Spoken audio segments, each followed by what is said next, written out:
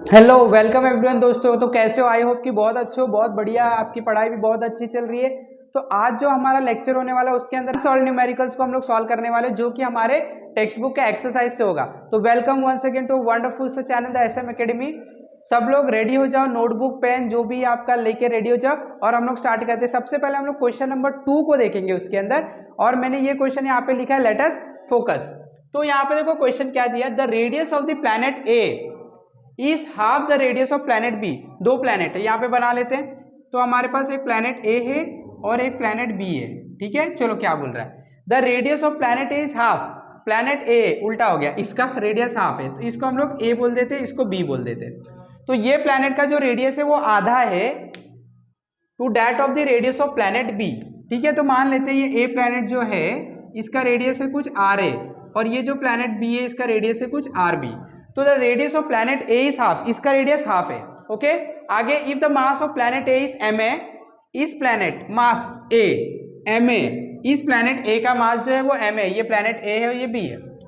What must be the value mass of planet B, इस planet का mass कितना होगा, सो दैट हमें बोल रहा है value of g acceleration due to की ग्रेविटी की value on B is half to that of the A. मतलब यहाँ पे इसका मास कितना होगा कि यहाँ का जो जी की वैल्यू है वो इसके मुकाबले आधा होगा। तो देखो ये अगर इससे नहीं समझता ना तो क्या करने का, न्यूमेरिकल के तरीके से या तो मैथमेटिक के तरीके से वो बात को लिख लेने का। देखो क्या बोल रहा है, radius of planet A is half, तो यहाँ पे हम लोग लिख देंगे रेडियस ऑफ प्लैनेट ए जो है वो हाफ है, किसका हाफ है, रेडियस ऑफ प्लैनेट बी का। ऐसे लिख देने का, नहीं समझता है तो ठीक है। आगे आगे बोल रहा है what must be the mass of the planet be, ये फाइंड करने पूछा है, टू फाइंड में है तो इसको मैं लिख देता हूँ टू फाइंड में मास ऑफ प्लैनेट बी, ये आपको फाइंड करना। आगे so that value of g, g की वैल्यू कहाँ पे, on B, right, value of ji on B. मतलब मैं लिख देता हूँ यहाँ पे g acceleration due to gravity on planet B is half, ये कितना है, ये हाफ है, किसका हाफ है, to that of value of A.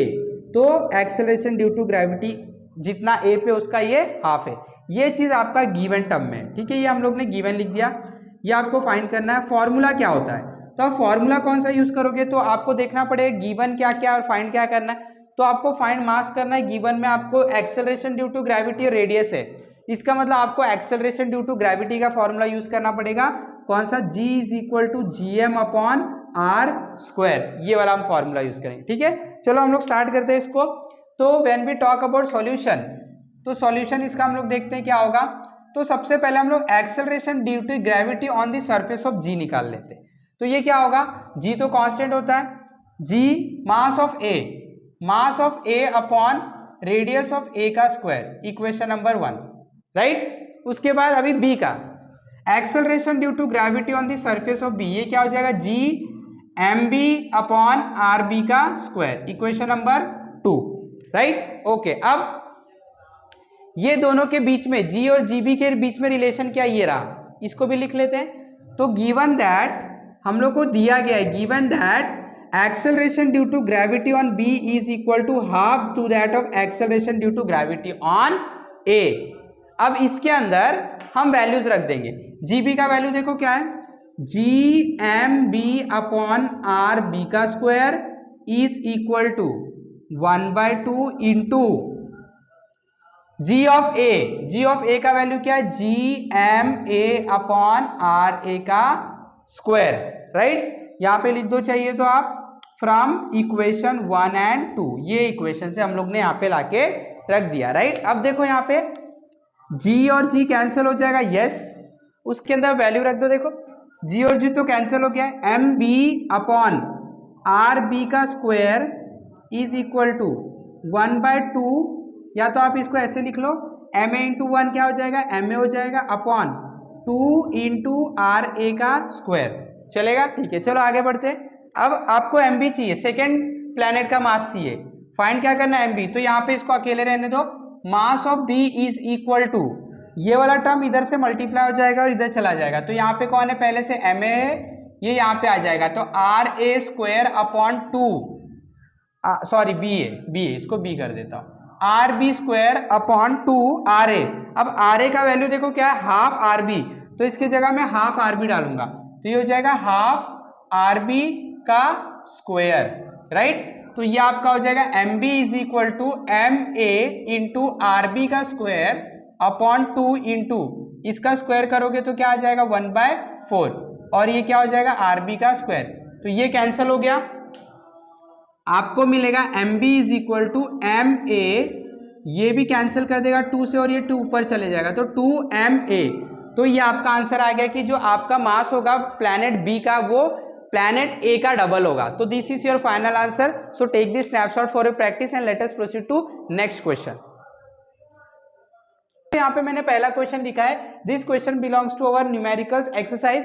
Question number 5 का पहला क्वेश्चन है, क्या दिया, an object takes 5 second to reach the ground from a height of 5 metre. तो हमें बोला गया ये ग्राउंड है, राइट, ये ग्राउंड है, यहाँ से एक ऑब्जेक्ट है, देखो an object take 5 second to reach the ground from a height of 5 metre. तो यहाँ पे जो हाइट है, यहाँ पे एक ऑब्जेक्ट रखा गया है, ये कितने हाइट पे रखा गया है, ये 5 मीटर की हाइट पे रखा गया है। इसको यहाँ से यहाँ तक आने के लिए 5 सेकेंड का टाइम लगता है। कितना टाइम लगता है, 5 सेकेंड का टाइम लगता है। तो what is the value of ji on the planet, acceleration due to gravity का वैल्यू क्या है प्लैनेट पे, वो हम लोगों को फाइंड करना है, राइट। तो देखो एकदम सिंपल है, तो कैसे जानने का आपको मैंने बताया था, पहले गिवन लिख लेने का। चलो गिवन लिख लेते हैं।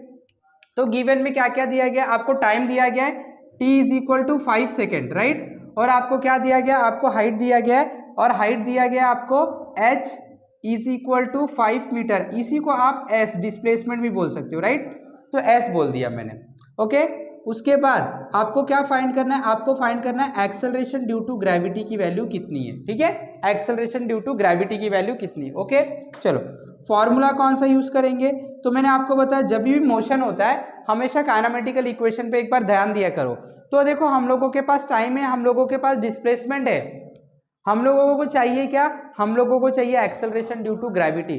तो हमारे पास काइनेमेटिकल इक्वेशन एक है जिसके अंदर डिस्प्लेसमेंट भी आता है, टाइम भी आता है, एक्सेलरेशन भी आता है। तो ये वाला हम लोगों को फॉर्मूला यूज करना पड़ेगा, and that is second kinematical equation, s is equal to ut plus half at square, right. चलो इसको सॉल्व कर लेते हैं हम लोग। इसको अगर हम लोग सॉल्व करेंगे तो what we will get, just see, हम लोगों को मिलेगा s की वैल्यू क्या है, 5 है, डिस्प्लेसमेंट 5 हुआ है, u इनिशियल वेलोसिटी, जब यहाँ से गिरा रहे, यहाँ से हम पकड़ के रखेंगे, पकड़ के रखे, इसका मतलब वहां पे वेलोसिटी क्या है, 0 है, तो इनिशियल वेलोसिटी आपका 0 हो जाएगा।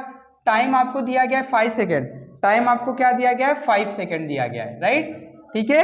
फिर प्लस हाफ, a की वैल्यू हमें नहीं पता है, वही निकालना है हमें, और t स्क्वायर, ठीक है, आप a को g भी लिख सकते हो, कोई प्रॉब्लम नहीं, t स्क्वायर। चलो t की वैल्यू भी दी गई है, लिख दो 5 स्क्वायर, राइट। तो 5 इज इक्वल टू 0 इंटू 5 पूरा 0 हो जाएगा, बचेगा आपका हाफ g 25, 5 का स्क्वायर क्या होता है 25 हो जाता है, राइट। अब हम क्या करेंगे, 25 को इधर बुला लो और ये इधर चला जाएगा, राइट। तो 25 जो है यहाँ पे देखो मल्टीप्लाई में इधर आएगा तो डिवाइड हो जाएगा, तो ये 25 डिवाइड हो गया, और ये जो 2 है इधर डिवाइड में इधर आएगा तो मल्टीप्लाई आएगा, तो 2 into 5 is equal to g, इसको हम लोग ऐसे लिखते हैं g इज इक्वल टू 5, इसको कटेगा तो ये 2 ऐसे ही रखा मैंने, 5 1 जा और 5 5 जा, राइट। तो आपको g की वैल्यू आ गई 2/5।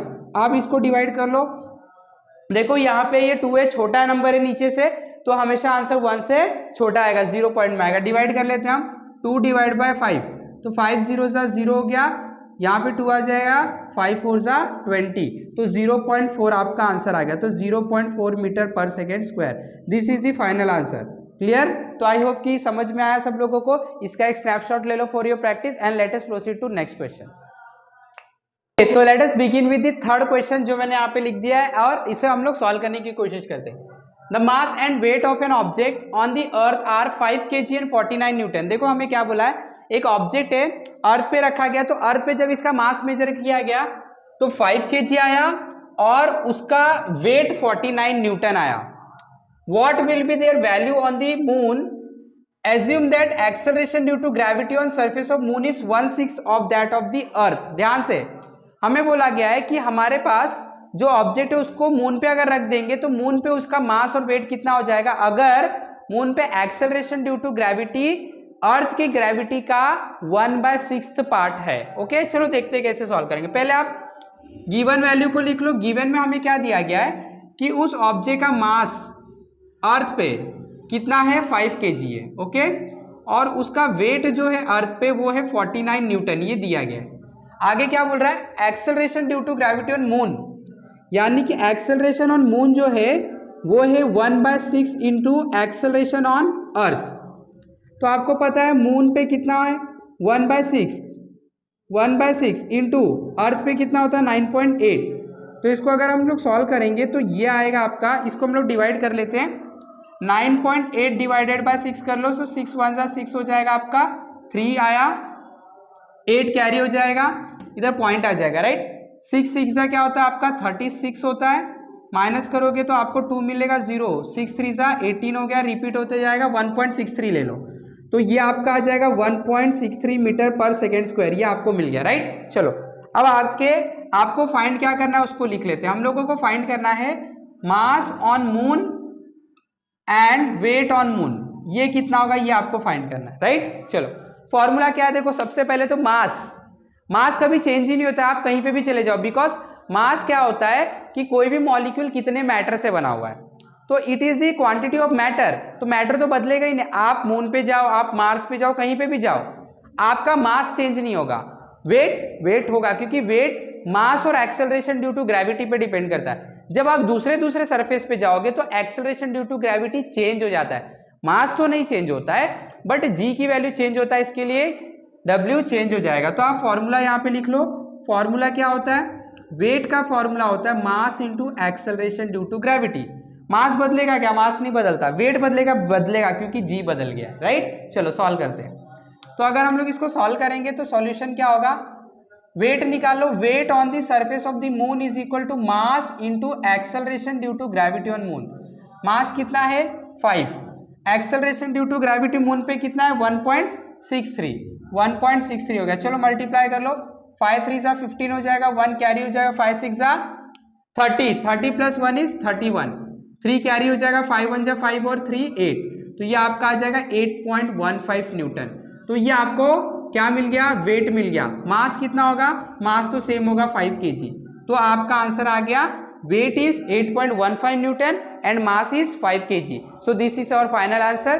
Take this snapshot for your practice and let us proceed to next question. Okay, so this is your final answer. तो आई होप कि सब लोगों को ये जो क्वेश्चन था समझ में आ गया।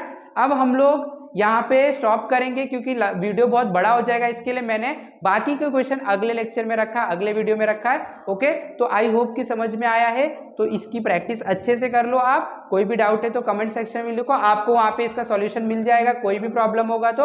Okay, keep learning with us, have a wonderful day, thank you very much.